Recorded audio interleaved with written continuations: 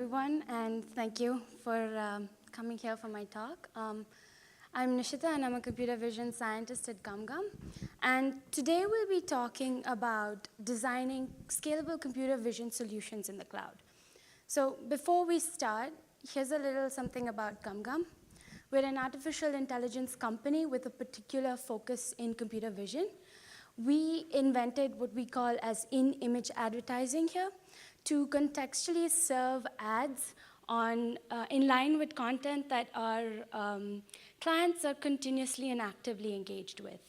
The tool on the right there is the sports valuation tool, through which we help marketers as well as rights holders capture the value of their sponsorships in social media, broadcast, as well as streaming.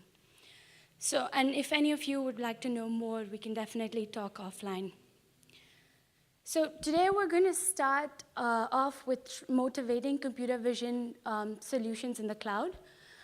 We're then going to move on to performance metrics. And you'll see that we keep referring back to these metrics throughout the presentation, which will make their importance even more apparent. And then we're going to do a deep dive into computer vision system design through what we define as computer vision modules and features, an API, and efficiency studies as they relate to hardware and software.